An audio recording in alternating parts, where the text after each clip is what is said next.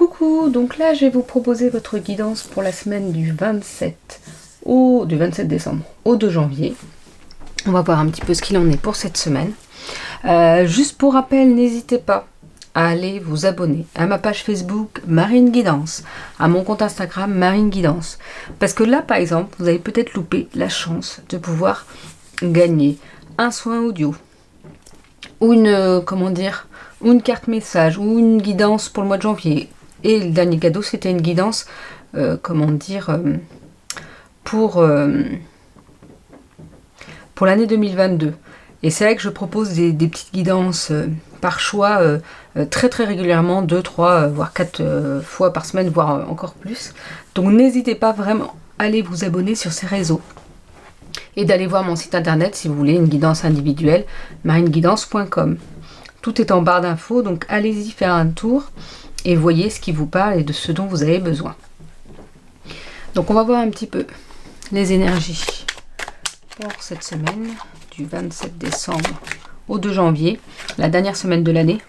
On nous parle de pyramide, d'évolution. Une belle des énergies d'évolution. Après c'est la fin de l'année, donc souvent on fait un petit peu l'introspection de notre année, ce qu'on veut, et justement vers où on veut évoluer, ce qu'on veut changer. Donc ça reste logique, ça reste dans des énergies où on veut, qu'est-ce qu'on veut pour nous l'année prochaine, pour cette nouvelle année, qu'est-ce qu'on a envie de faire évoluer, qu'est-ce qu'on a envie de faire changer. Donc ça reste logique. Donc qu'est-ce que vous avez envie de faire changer?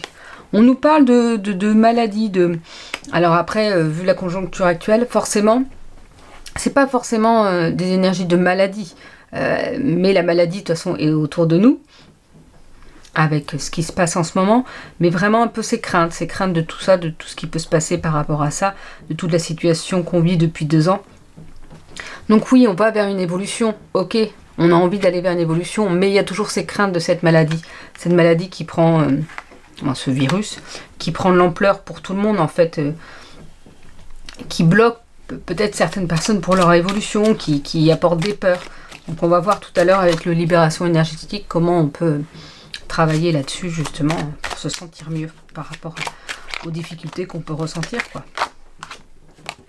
On nous parle, alors pour certains c'est peut-être une femme plutôt blonde qui va avoir une importance pour cette semaine, mais aussi c'est notre côté féminin, qu'on soit un homme ou une femme, ce côté intuition, ce côté 6e sens vraiment, et ben n'hésitez pas à écouter cette petite voix intérieure qui vous donne des conseils. N'hésitez pas à suivre si ça vous parle, si ça vibre pour vous. N'hésitez pas à la suivre parce qu'elle est là, elle a de bons conseils à vous transmettre. Peut-être qu'elle va vous aider justement à ne plus craindre, alors c'est pas plus craindre, mais que ça prenne moins d'ampleur, que ça vous bloque moins. On nous parle de sentiments opposés, d'être un peu perdu justement entre les choix de son cœur et les choix du mental, les choix, comment on dit ça? Les choix du cœur ou les choix de la raison. Alors avant, j'aurais dit prenez les choix de la raison, c'est vrai. Mais ça c'était avant. Maintenant, je prendrais prenez votre choix du cœur. Mais bon, après vous faites vous ce que vous pouvez. Qu'est-ce qui est le plus facile pour vous? On parle des énergies, de chagrin. Parce que l'araignée du matin, c'est plutôt chagrin. Je pense qu'il y a une évolution, quoi qu'il en soit, parce que vous voulez évoluer, vous voulez changer pour 2022, mais il y a les craintes de tout ce qui se passe autour de nous en ce moment. Mais on vous dit d'écouter votre petite voix intérieure pour faire le bon choix justement entre le choix du cœur et le choix de la raison. Pour ne pas être dans des énergies où vous vous sentez chagriné par rapport à tout ça. Oui, forcément, c'est dur tout ce qu'on peut vivre depuis 2 ans, plus ou moins selon les personnes en plus. Mais il faut vraiment pouvoir, réussir à évoluer, réussir à vivre malgré tout ce qui peut se passer autour de vous. Je pense que on n'est pas les seuls à avoir vécu des moments très difficiles. Tous ceux qui ont vécu la guerre, je pense que c'est encore un autre niveau. Après, chacun pense ce qu'il veut. Moi, c'est mon ressenti. Je pense que ceux qui ont vécu la guerre... disons que c'est pas comparable parce que chaque vécu est différent, chaque période est différente. On vit, quoi qu'il en soit, toujours des choses difficiles comme quelque chose de difficile, mais il faut se dire qu'il faut quand même pouvoir vivre, il faut pouvoir avoir de l'espoir pour la suite, il faut pouvoir limiter, lâcher prise un petit peu sur certaines choses, parce que de toute façon, on n'est pas maître de la situation. On ne peut pas gérer la situation parce qu'une situation comme celle-ci peut changer à tout moment. D'ailleurs, on le voit, elle change à tout moment, malgré certains dispositifs, malgré... On ne sait pas, on ne peut pas savoir comment les choses vont évoluer. Donc, il faut être ici et maintenant, vivre ici et maintenant, et arrêter de se chagriner. Bon, arrêtez. Je sais, on ne peut pas forcément arrêter, mais essayer de lâcher prise pour pas se mettre du stress et de l'énervement, de se dire « Oh là là, est-ce que 2022 va être comme 2020 et 2021 ?» Peut-être, peut-être pas. Tout dépend aussi de la façon dont vous prenez les choses. Tout dépend quelle vision vous y mettez à ce qui se passe. En fait, l'année est comment dire ? Est-ce que vous en faites aussi également, malgré les difficultés qui peuvent arriver, malgré les complications, malgré tout ça? Qu'est-ce que vous faites, vous, de tout ça? Et comment vous l'interprétez? Comment vous réagissez par rapport à ça? Parce qu'on vous dit en plus qu'il peut y avoir cette notion de bien-être et tout ça. On ne peut pas être au top du top comme des années où il n'y avait rien, mais bon, là il y a un virus, il y a quelques années c'était des attentats, il faut bien se dire qu'il y a des choses dans la vie qui sont très dures, qui font peur, qui peuvent nous bloquer, mais en même temps il faut vivre. Moi je crois aux réincarnations, je crois qu'on peut avoir plusieurs vies, et c'est pas pour autant qu'il faut essayer de vivre au maximum ce qu'on peut vivre dans cette vie, et essayer de diminuer ses peurs, pour pouvoir justement en profiter au maximum de ce qu'on peut profiter. On peut être dans des énergies de bien-être, tout est une question de positionnement de comment on interprète la situation, tout est une question pas d'interprétation, mais j'arriverai pas à trouver le mot, de comment on réagit à chaque situation en fait. Et je dis pas, en fait, chacun vit des choses difficiles dans son année. Si on refait l'introspection, je pense que tout le monde a vécu des choses difficiles, mais vous avez tous vécu aussi des choses formidables, des magnifiques, mais pas forcément des gros moments, mais des petits moments d'amour, de bien-être, de partage. Rappelez-vous-en surtout de ces moments-là. C'est surtout ces moments-là qu'il faut se rappeler. Pour pouvoir remonter vos énergies et voir que finalement, même dans la difficulté, il peut se passer des moments magnifiques, des moments de bonheur finalement. Alors, on va voir. Bon, il y a vraiment cette notion de femme, de présente. Alors, je ne sais pas, alors plutôt blonde, j'en sais rien. Mais il y a vraiment cette notion de féminin. J'ai le mot féminin sacré. Alors, moi, je suis pas une experte en féminin sacré. Là, je suis en train de commencer un livre là-dessus. Mais le féminin, comme si le féminin l'emportait, votre part féminine va l'emporter justement... peut-être pour apporter de la douceur dans vos énergies pour cette semaine. Vous apportez cette douceur dont vous méritez. La douceur dans les choses qui se passent autour de vous. La douceur pour vous. Voilà, c'est une notion vraiment de douceur. Alors, avec l'oracle Amour à mort. Qu'est-ce qu'on peut nous dire ?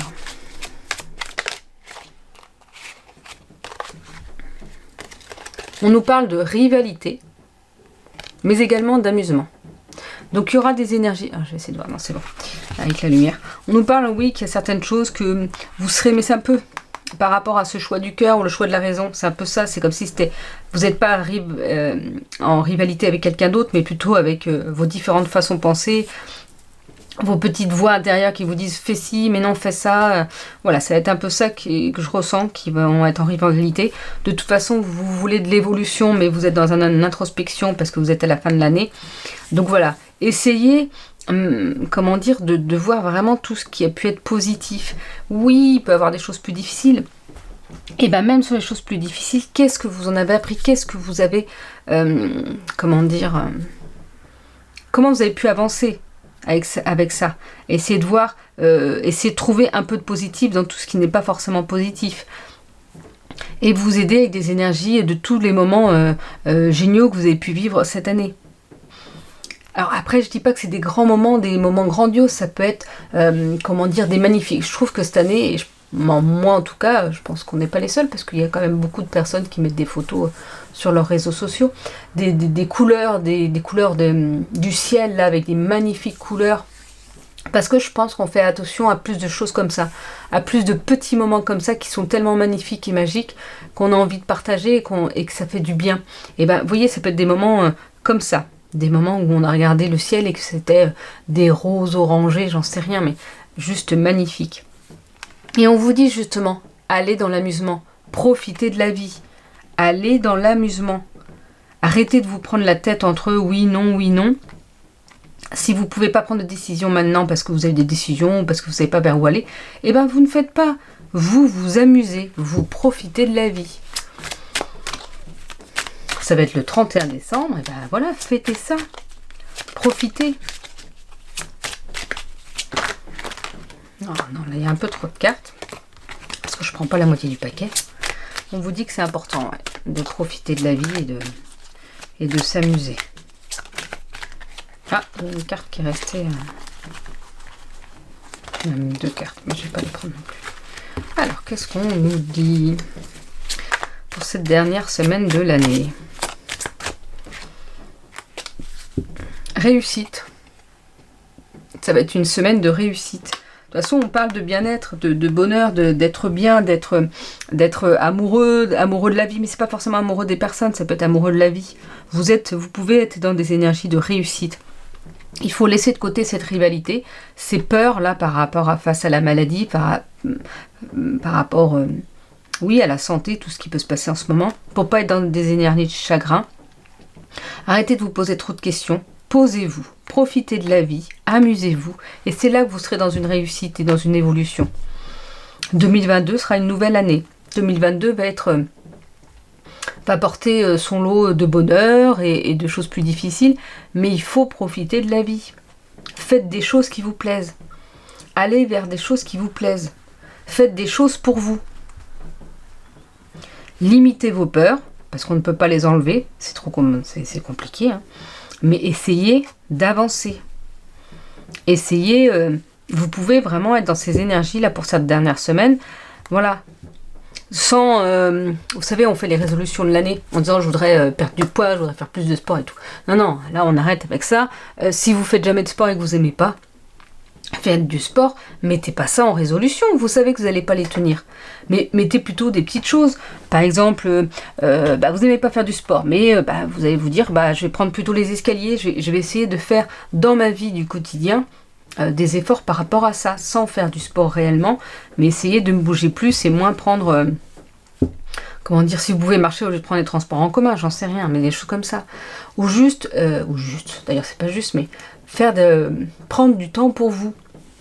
Essayez de prendre du temps pour vous pour faire des choses qui vous plaisent. Plus vous ferez des choses qui vous plairont, que ce soit personnellement, professionnellement, mieux vous irez. Mieux vous irez, mieux vous serez avec les autres. Et mieux vous serez avec les autres, plus votre vie sera intéressante, enrichissante, dans l'abondance de bien-être, de tout ça. Ce n'est pas égoïste de s'amuser, de prendre du temps pour soi. C'est justement apporter le meilleur de soi aux autres. Parce que si on ne s'apporte pas du bonheur à soi, on n'apporte pas du faux aux autres, mais c'est pas forcément réellement sincère, parce que si nous on n'est pas bien et qu'on essaye d'apporter du bien à l'autre, c'est pas totalement sincère. Donc apportez-vous du bonheur, faites des choses qui vous plaisent. Alors, je vais vous dire quelque chose, moi c'est ma façon de penser. Je sais très bien que tout le monde ne pense pas comme ça, et je vous demande pas de penser comme moi. Je vous dis là, ma façon de penser, moi comment je ressens les choses. Et elle n'était pas forcément comme ça avant, hein. Ça a changé depuis quelques années. Mais pour moi, faire les choix du cœur, c'est très important. Pour moi, je le redis bien, c'est pour moi. On dit que des fois, faire un travail qui nous plaît pas, c'est pas grave, du moment qu'on peut faire des choses qu'on aime à côté. Et pour moi, non, c'est pas possible. Pour moi, hein, je dis bien, ce n'est pas possible. C'est-à-dire, faire un travail qui nous plaît plus ou moins. Bon, où on va pas le matin trop à reculons. Ça va, c'est que c'est un juste milieu. Par contre, aller à reculons au boulot ou ne plus aimer ce qu'on fait, ce n'est pas possible. Le travail, c'est les 3/4 de notre vie d'adulte. Et justement, quand on ne travaille plus, après, si ça nous a tellement fatigué, abîmé la santé parce qu'on n'aimait pas ce qu'on faisait, et finalement, on peut même plus en profiter après avoir arrêté de travailler. Donc, moi, je trouve que c'est très important, ça, d'être bien dans son travail, d'être plus ou moins bien dans son travail. Je dis pas que, même quand on fait un travail de passion et tout, il y a des moments où on n'a pas envie de se lever, il y a des moments où on n'a pas envie de travailler, et c'est normal, on n'est pas au top du top à chaque fois. Mais c'est le principe, allez vers ce que vous aimez. Je vous dis pas de tout changer, je vous dis pas de changer radicalement de travail, je vous dis pas de changer radicalement de vie personnelle non plus. Mais c'est ça, allez vers des petites choses.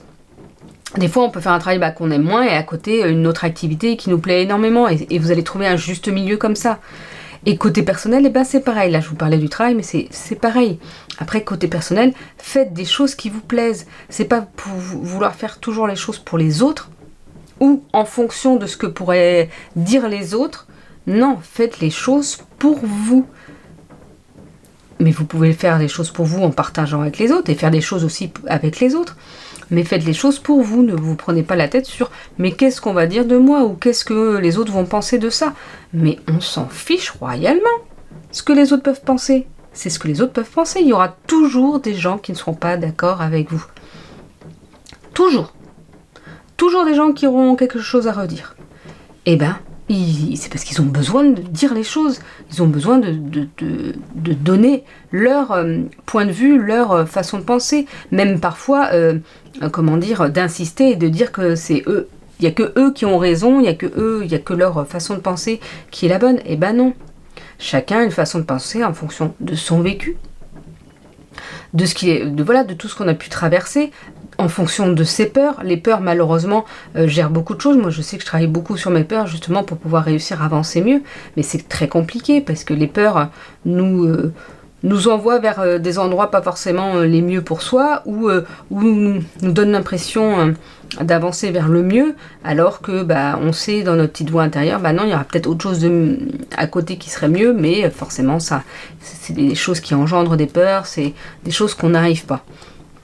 Là, je vous fais un petit peu une introspection et ce que j'avais envie de transmettre pour cette année, parce qu'on voit bien qu'en plus, au vu de l'actualité, mais que ce soit là ou de ce qui s'est passé, depuis des siècles et des siècles, je veux dire, là, on vit des choses difficiles, mais il y a eu plein d'autres moments que nos ancêtres, ou même que certaines personnes encore vivantes, ont pu vivre déjà, et des moments très difficiles, et ils ont réussi à évoluer, à avancer pour ceux qui sont là encore. Et il y aura peut-être d'autres moments difficiles dans notre vie pour la suite, mais il faut essayer de vivre au maximum de ce qu'on peut et de profiter et de faire des choses qui nous plaisent. On ne peut pas faire que des choses, c'est pas que je vous dis que votre vie va être magnifique et vous allez pouvoir faire tout ce que vous voulez. C'est pas ça. Il y a la réalité aussi, on sait bien, on fait en fonction de la réalité. Moi, je vais vers le meilleur pour moi. Mais je peux vous dire que je peux en baver aussi, qu'il y a des choses qui sont très difficiles. Mais je sais que je vais vers le meilleur pour moi. Et je vais tout faire pour m'en donner les moyens. Et que oui, la route n'est pas toute droite, toute belle, toute magnifique. Mais je vais m'en donner les moyens pour aller vers ce que je souhaite pour moi. Et parce que je sais que je vais pouvoir être bien pour les autres. Et apporter le meilleur de moi-même aux autres. Mais c'est pas tout est magnifique, on glisse là comme sur une luge et tout ça. Mais voilà, il faut faire les choix en conscience, il faut voir ce que vous pouvez accepter en fait aussi. Si vos peurs sont tellement importantes, vous ne pouvez pas aller vers autre chose, et c'est pas grave. On ne peut pas tous évoluer, on ne peut pas tous, avancer, parce que le travail sur soi peut être compliqué. D'ailleurs, je vais voir avec le libération énergétique. Par rapport à tout ça, qu'est-ce qu'on peut nous aider ? Oui, vous voyez, on parle d'angoisse. Parce que ça fait 2 ans que c'est difficile. Mais il y a bien eu d'autres années où ça a été très difficile aussi. Pour certaines personnes. Certes, ça ne nous touchait peut-être pas autant, mais ça touchait quand même beaucoup de personnes. Donc là, on vous dit qu'il faut travailler sur ces angoisses, sur du lâcher-prise. Qu'est-ce qu'on dit ? On dit méditer.